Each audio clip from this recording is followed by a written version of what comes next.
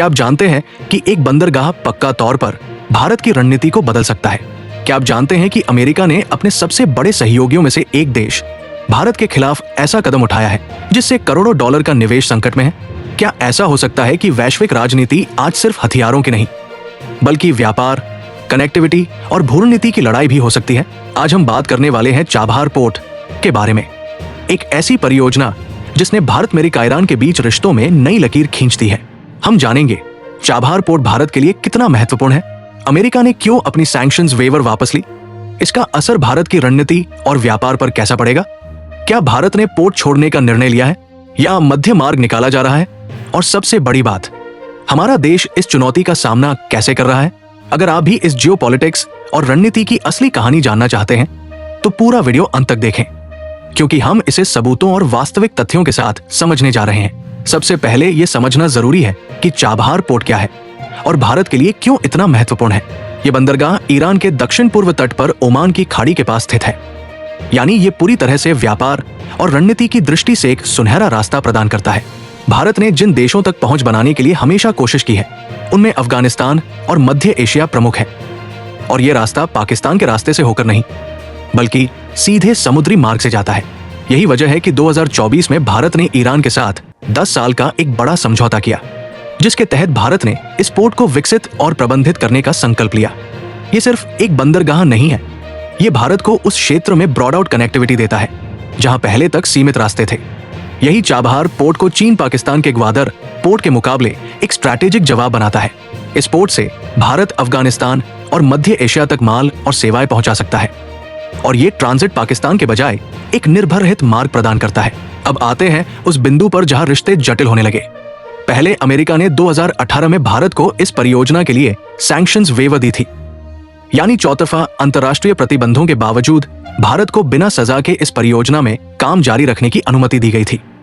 लेकिन सितंबर 2025 में अमेरिकी प्रशासन ने यह वेवर रद्द कर दी और कहा कि अगर भारत ऐसा काम करेगा तो उसके खिलाफ प्रतिबंध लागू हो सकते हैं। अब ये एक राजनीतिक रणनीति का हिस्सा बन चुका है। अमेरिका ने अपने दबाव को मजबूत करने के लिए ये कदम उठाया ताकि ईरान के खिलाफ अपनी मैक्सिमम प्रेशर नीति को आगे बढ़ा सके। ये एक बड़ा झटका था, क्योंकि इससे भारत के निवेश और संचालन दोनों पर खतरा मंडराने लगा। कई समाचारों और विश्लेषकों ने इसे भारत की रणनीति पर धमकी जैसा कदम बताया। लेकिन दिलचस्प मोड़ ये आया कि बाद में अमेरिका ने भारत को एक कंडीशनल वेवर छूट फिर से दी, जो 26 अप्रैल 2026 तक वैध है। इसने भारत की परियोजना को कुछ समय और कार्यशील बनाए रखने की अनुमति दी। आप सोच रहे होंगे, अगर वेवर खत्म हो गई थी तो फिर वापस क्यों मिली? इसका जवाब है डिप्लोमेसी और राजनीति का जटिल खेल। अमेरिका चाहता है कि भारत अपने हितों और उसकी चिंताओं को संतुलित करे, खासकर ईरान के साथ। भारत ने साफ कहा है कि चाबहार पोर्ट को छोड़ना विकल्प नहीं है। यह सिर्फ व्यापार की बात नहीं है, यह रणनीति, कनेक्टिविटी और क्षेत्रीय अर्थव्यवस्था की बात है। इसके बिना पाकिस्तान के रास्ते पर पूरी तरह निर्भर रहना पड़ता, जो राजनीतिक रूप से और आर्थिक रूप से भारत के हित में नहीं है। भारत का कहना है कि वो अमेरिका के साथ डायलॉग जारी रखेगा ताकि एक मध्य पथ, मिडल पाथ निकाले जा सके, जहां वह भी अपनी परियोजना जारी रख सके और अमेरिका की चिंताओं को भी एड्रेस करे। ये एक संवेदनशील स्थिति है जहां एक तरफ अमेरिका की नाराजगी पैदा हो सकती है और दूसरी तरफ भारत की रणनीति मजबूत बनी रह सकती है। चाबहार सिर्फ कनेक्टिविटी का पुल नहीं है, ये व्यापार, ऊर्जा सुरक्षा और क्षेत्रीय सहयोग का भी एक महत्वपूर्ण आधार है। भारत ने इस परियोजना में करोड़ों डॉलर का निवेश किया है और उम्मीद करता है कि इससे अफगानिस्तान, मध्य एशिया और यूरोप तक सीधी पहुंच हासिल होगी।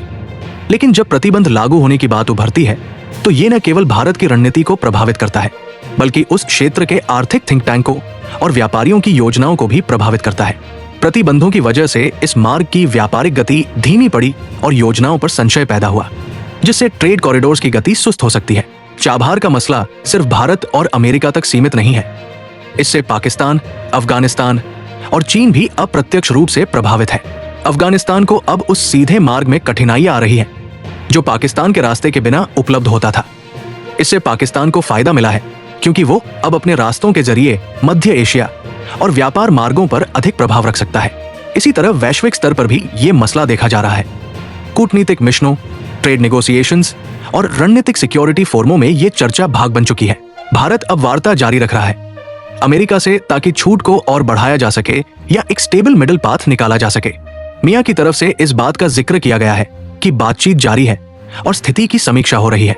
ये स्पष्ट है कि भारत पूरी तरह पीछे हटने को तैयार नहीं है और वह अपने रणनीतिक हितों की रक्षा के लिए शील रणनीति पर काम कर रहा है। चाबहार पोर्ट संघर्ष हमें यह सिखाता है कि वैश्विक राजनीति आज सिर्फ हथियारों से नहीं बल्कि व्यापार, ऊर्जा मार्गों और कनेक्टिविटी से भी जीती जाती है। ये लड़ाई शक्तियों के बीच संतुलन, राजनीतिक दबाव और रणनीतिक निर्णयों का परिणाम है। भारत ने छाबहार में कभी केवल व्यापार की उम्मीद नहीं लगाई, उसने दीर्घकालीन रणनीति बनाई थी और आज वह इसी रणनीति को बचाने के लिए कूटनीति का प्रयोग कर रहा है। अगर आपको यह रिपोर्ट समझ में आई तो वीडियो को लाइक करें और अगर आप चाहते हैं कि हम ऐसे ही यूनिकली रिसर्च्ड और FSC TBSED जियोपॉलिटिकल टॉपिक्स पर और वीडियो बनाएं तो सब्सक्राइब जरूर करें। नीचे कमेंट में बताइए आपके हिसाब से भारत को चाबहार मुद्दे पर क्या कदम उठाना चाहिए।